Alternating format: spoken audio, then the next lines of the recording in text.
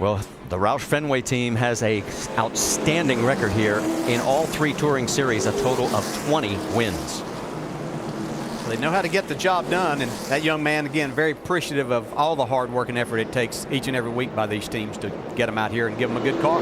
Cars heading into turn number 4. Remember last year, a last lap pass by Brad Keselowski to take the win. It was a hometown victory for him. His birthplace, Rochester Hills, where he grew up, just 92 miles northeast of here at Michigan International Speedway. You're on board with him. And how big is the lump in Ryan Truex's throat right now at age 18? All he sees in front of him is wide open track, and to his left, the points leader in the NASCAR Nationwide Series as they come down towards the starting line. The 23rd race of the 2010 season, the Carfax 250 is green.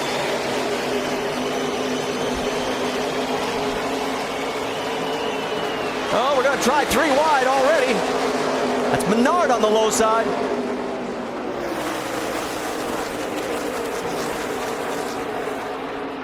Kyle Busch through the middle, gets past Menard. Now he's trying to go past Trevor Bayne. Remember, he started 10th. Look at this. He is coming fast. Perfect example of what these guys have been talking about, this draft work. And there's Kyle Busch all the way to the bottom going for that 5th spot. Menard says, I got to try and catch up, and he can't do it.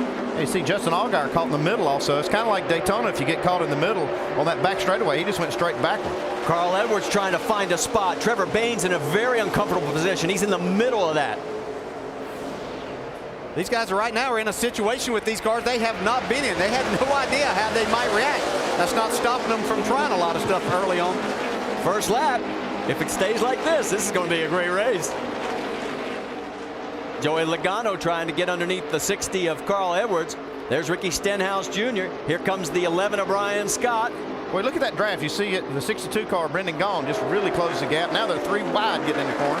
That's Paul Menard on the low side, and on the high side, the number 1 of Ryan Newman. See, Paul Menard was able to pull out from behind those 2 cars going into the corner and then make the pass on both of them before they exit a turn 4. On board with Kevin Harvick there for a moment. Harvick in 17th right now. Contact there. Yeah. See how rough the racetrack was right there on the front straightaway. Ryan Newman's car bounced really hard. These cars don't have bump stops, so and he hits a wall too. So he's coming off 2. Got contact twice now, and the right side of the car saying ouch. You heard Rusty Wallace talk about how durable these cars are, where they are in the Sprint Cup Series. We'll find out just how much so here in the Nationwide Series. I'm sure Ryan's crew chief, Nick Harrison, saying, hey, don't try and knock the wall down yet. Let's go back. Here's the first contact with Ryan. Yeah, I think right there what you're trying to do is just move up a little bit to take some air away from that car and get him to crack the throttle. See, then he lost the nose a little bit coming out of turn 2, being right on the bumper of Paul Menard. That got him into the safer barrier. It was a nice square hit, though. It looks like it might be okay if he doesn't have a tire rub. And it looked like Allgaier was having a bit of a contact issue there as well as he was following Newman. And Newman's slowing down. He may possibly have a little more damage than what it looks like. You're traveling at a high rate of speed coming off there. You can see the side bashed in quite a bit. Doc? Yeah, he's called in a moment ago. Thinks he's got a right side tire going down. You saw the contact both first and second, and now Ryan Newman will bring that car on the pit road for an unscheduled pit stop here on lap number 5. He said, I think I got a car that can contend for the win, but right now he is on pit road, and they're going to change to right side tire. He has won here twice and came from 38th place to do it, but now he's going to have his work cut out for him. We can also tell you that Kevin LePage has taken his car. He's the first to park it. Willie Allen has also come to pit road. He is still getting service on pit road. Out on the track, there you saw for a moment the battle between all 5 of those cars. You got the 32 of Reed Sorensen leading this pack. Let's go on board with Kevin Harvick. Well, Kevin Harvick's had one of the best cars in practice all week here. And surprised to see him qualify that far back, so it's not a surprise to see him coming forward. Remember when Kyle Busch started in 10th? Well, that is the battle right now for 5th place. And Vince, what's the latest on the 18? Well, Kyle Busch said that he likes this place, but he felt like the first 5 laps in a run were going to be the key, because that's when you had to make your move. And you saw Kyle make that move right out of the gate. He picked up 5 spots in the first couple of laps, but it was a collective sigh of relief here in the pit box for Kyle Busch's team They thought, as I mentioned in the open, that they might have had a splitter that was dragging the ground, and they thought that was going to be an issue for them early on. When they saw Kyle make those moves, smiles crept across the faces of the crew here in the pit box of the 18 team. Let's give you a quick update. Danica Patrick started 33rd. There you see her battling with Tony Raines. That is 29th and 30th in your screen. Biggest mover of the race. Remember, Stephen Wallace had to go to the rear for an engine change. He has picked up 21 spots. Started 40th. One of the 3 cars to go to the rear. He is up to 19th. Doc? He climbed in the car, was putting the belts on. I leaned in the window and said, what's it going to be like today? He said, I got to go to the back because I got an engine change, as you said, Marty. He said, but I am going to get there today. He said, it's my dad's birthday. I haven't won in this series.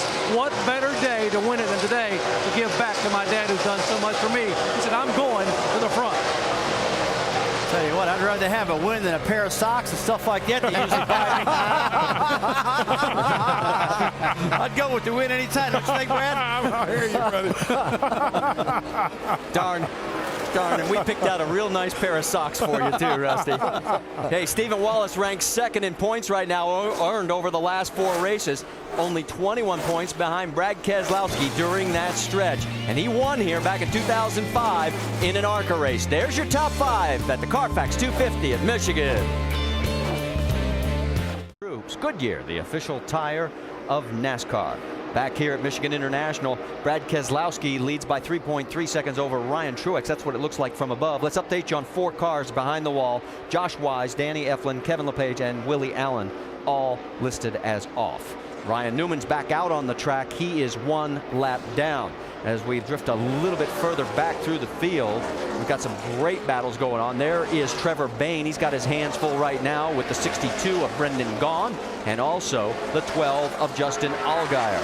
That is 11th, 12th, and 13th on the racetrack. And right behind them is Kevin Harvick, a guy that we thought would be moving to the front, but we've been watching his car, especially during the break, and it's been a little wicked out there. Let's take a look and show you what we mean. He can use his draft to catch this group. Gets up to him, but it looks like his car's just too loose. Outside. Makes a little contact there with the 12th car of Allgaier. Still outside. Well, he hit him on the side. Now he hits him in the back. Yeah, I think he might have thought that was a little bit of let you know that he didn't appreciate. Maybe he thought the 12 got into him. Vince? Well, hey guys, we're not the only ones who are surprised that the 33 hasn't been coming to the front as quickly as we expected. Spoke with Ernie Cope earlier today about the way this weekend has gone for them, and he used the word extremely well. I mean, it went so smooth. He said that he's just waiting for something to happen because just about nothing had gone wrong. Well, they slipped up a little bit in qualifying 15th, but still expected that in race trim they'd be able to come to the front. That hasn't been the case thus far. As Andy noted, car is a little bit loose. Side by side still with the 62 of Brendan Gaughan. One thing these teams have to learn is where these cars are going to go balance-wise. Are they going to get tighter as the run goes on, or are they going to get looser? And that's one of the things they don't know till they run some laps. Yeah, and one thing Harvick has, you know, we talked about the option of putting the 2 end pieces on the spoiler. Harvick was going to go for the full downforce, and he thought that was going to help him if it was sunny. And we've got a very cloudy day. That may be hurting him somewhat. And let's mention quickly Michael Annett in that mix, along with Taylor Mousom, as those 2 cars try and track down the 62. Let's move a little bit further forward. There you got a glimpse of Joey Logano for a moment. Let's check in on Kyle Busch. He's got Ricky Stenhouse. Oh, I love the front look on that Mustang. Isn't that something? I love these new cars, and that's been the feedback we've heard from a lot of the fans out there as well. And Stenhouse looking like he's got the low line. Can he clear him coming out? Yeah, I don't know if it's that splitter hitting that's keeping Kyle, but after he made that charge up there, picking up those 5 spots on that first lap before they got to turn 3, he's kind of fallen back, lost a couple of spots.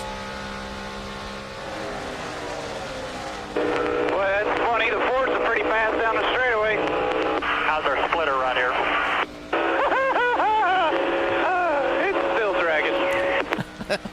Well, there you heard him saying that it's still dragging on that splitter and the front end is not turning, so Kyle's not having much luck with the corners. And then he says it doesn't feel like it's pulling down the straightaway. So if it's not turning well in the corner and you don't have the speed down the straightaway, that's not a very good combination. But Kyle Busch still hanging in there in the top 10, currently running 7th.